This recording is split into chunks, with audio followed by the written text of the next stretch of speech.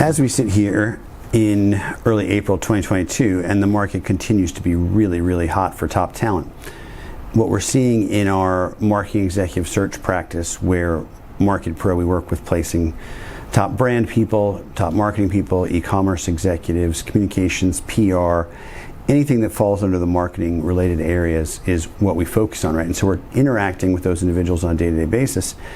And what's going on in the compensation market's fascinating. What we're generally seeing is what others are seeing, right? Which is compensations being stretched because there's more demand for top talent than there is supply right now. And that's pushing salaries up.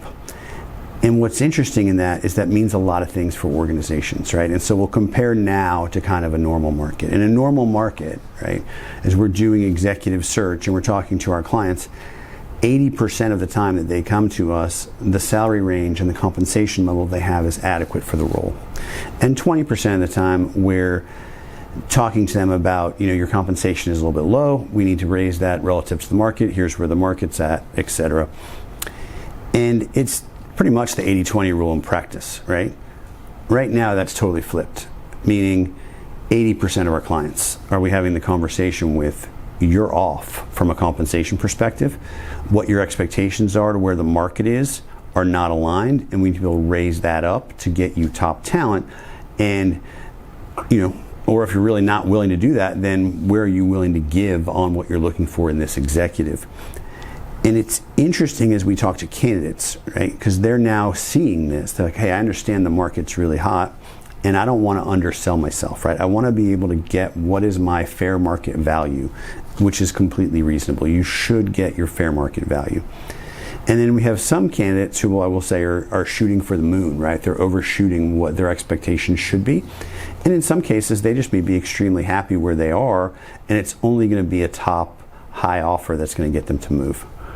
And that's good and potentially bad, right? So ultimately, if you're able to move yourself forward from a compensation perspective, you should go for that. Back to in a normal market, typically we see candidates get a 10% bump in total comp, so 10% more base, 10% more bonus, 10% more stock. Across the board, the value of their plan will typically go up about 10% as they're moving from company A to company B. Pretty standard. If you're relocating, which there's way fewer relocations in the post-COVID world, it would have been 15%, right? So if now that the market's really hot, if you're getting 15% to make a move from company A to company B, that's great. And if you're getting 20% as part of a relocation, which again, those are fewer around now, that's also great, right? But as we have candidates shooting for more, and in some instances getting that higher compensation level, you kind of got to be careful, because if you get to the point where you're the most highly comped person at your level, so we're typically working at one level down from the CEO and a level down from the CMO, right? That's kind of our sweet spot. And so within that world, if you end up being the most highly comped person at your level, if we do hit a tougher economic time, if we do see that the world is changing economically and that's going to impact our client's business, highest in as far as comp goes could be first out, right? And so you want to make sure that you're not pushing your value to a level that isn't sustainable in a tougher economic time. You also want to understand that as you increase your compensation, expectations of what you're going to accomplish within the organization also increase. So as long as you're comfortable that if they were ready to pay a base of $350,000 plus stock, plus bonus, plus stock, and a strong overall package, if you end up at $425,000, then you need to be ready to meet the expectations of someone being paid that higher salary, because the expectations won't be the same, right? So now look at that from the employer side, right? The reality is right now you're going to pay more to get an A player than you probably expect it to be. And then the question is, how much more? How does that fit into your budget? And if you don't have the budget to do that, where can we adjust what you're looking for to make sure you still get an A player, right? Because we will not settle in any way, shape, or form for a B player. That's not going to happen. So now that we're going to stay within this A player realm, how do we maybe need to adjust what we're looking for to make sure that you're still getting top talent based on the budget that's at hand versus where the market might be compensation-wise, right?